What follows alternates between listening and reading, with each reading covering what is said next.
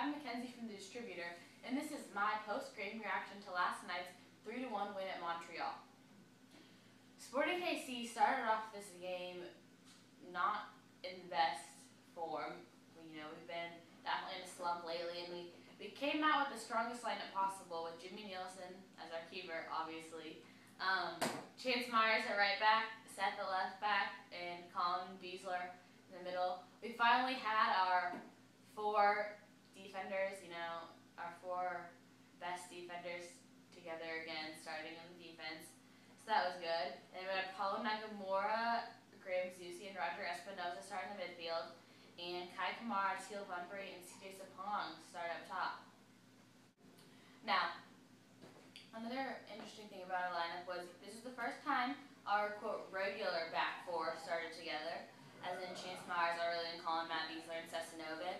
But, although this is our strongest back four for sure, they didn't look really all that great, especially in the first half. Now, I think the reason for that was, Aurelian Collin wasn't completely on his game, and neither were the other three, and with this back four, they work together so well. Like, the way how the team plays and the results of the team is so, the back four is so important to that. I feel like if one of them is off, then the other ones can't play as well as they normally do too. So I think that was definitely a cause of concern in the first half. And the other thing was, again, we saw the trio of Kamara, Bunbury, and Sapong starting up top. Now, hopefully Bobby Comfy, as projected, will be in the starting lineup on Saturday. But, for now, I don't see how we can replace a player like Bobby Comfy, who, calms down, keeps ball possession, passes it around, and works well as Sesanovic.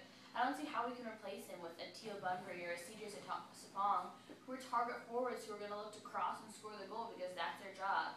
That's why I feel like we'd be much better starting Jacob Peterson at the left, because he is more of a player like Bobby Comfy. We can't take a player out of the lineup like Bobby Comfy and replace him with a completely different player like CJ Sapong. So, hopefully we won't have to worry about that anymore because Bobby Comfy will be back on Saturday. On Saturday. But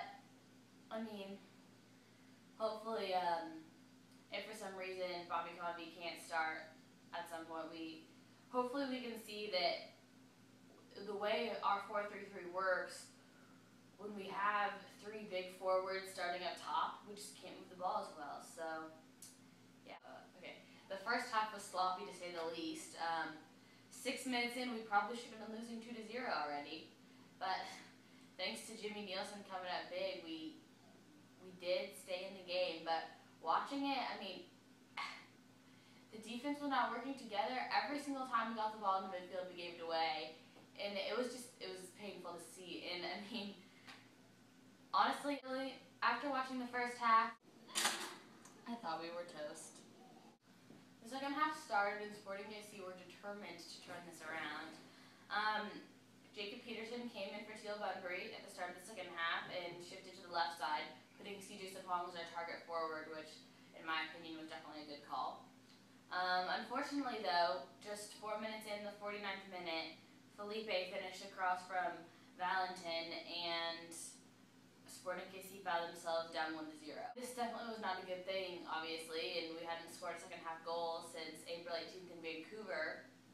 But luckily, that'll change in the 55th minute when a Montreal player was called for a handball in the box. The referee rightfully called a PK, which Kai Kamara converted. Soon after that, our lone goal scorer, Kai Kamara, made way for Suni Saad in the 69th minute. Sporting KC started to look better, and in the 75th minute, another PK was called in favor of Sporting KC. After Zusi put in a corner kick, Davey completely took Suni out, and the referee again made the right call and gave Sporting KC the PK. This time, Zusi converted it. So then, we were up 2-0 in the 75th minute, but things still were troubling because we hadn't created our own goal in the line of play in too long, and we were still weren't playing our best and only ahead by 1 goal. Luckily, in the 82nd minute, Suni Saad made a nice pass for Roger, who crossed it in for Jacob Peterson to finish. Jacob Peterson took an extremely hard shot that deflected off of former Sporting KC player Shamar Thomas into the net. Although Sporting KC were up 3-1, the game certainly wasn't over yet. The last important thing that happened in the game was in the 86th minute when Paulo Nagamura, who had made his first appearance since being injured, again went down and had to be stretchered off the field. Peterson Joseph came in for him, and we still do not know the extent of Nagamura's injury, so stay tuned for that. Now, although KSMO did say Zusi was the man of the match, there's no way Sporting KC are still in the game without the works of Jimmy Nielsen in the first half. He definitely kept us in the game because, yeah, without him, we're losing by at least 2 at half, and things aren't looking good. Another notable thing was Zusi and Seth Sinovic both picked up yellow cards, but neither of them are one to accumulate them, so we shouldn't have to worry about that. And then another strange thing was our unused subs. Eric Kronberg, obviously, was our backup goalkeeper because he has recovered from his sports hernia, and John Kempen fractured his foot. Iabusi, we saw him in the sub list again, which, you know, every now and then we'll see him there, but this was rare. And also Kevin Ellis and Conrad Varzija. So we expect to see Conrad Varzija because of Lawrence Olam's injury, knowing that neither Colin or Diesler are exactly perfect right now. But the subs that really struck me was Kevin Ellis and Iabusi. I mean, Michael Harrington wasn't on the sub list. I guess he didn't even travel with the team, which that's the first time this has happened in a long time, so that's definitely something to take note of. Now Sporting KC find themselves with 32 points. We are second in the East, tied for third in the league. San Jose is first in the league, at the top of the West. DC's at the top of the East, and then we're tied with Real Salt Lake right now, 32 points. Although all of those teams, San Jose, DC, and Real Salt Lake, have a game on us, so hopefully this is a good turning point for the team and we get it back together. Our next game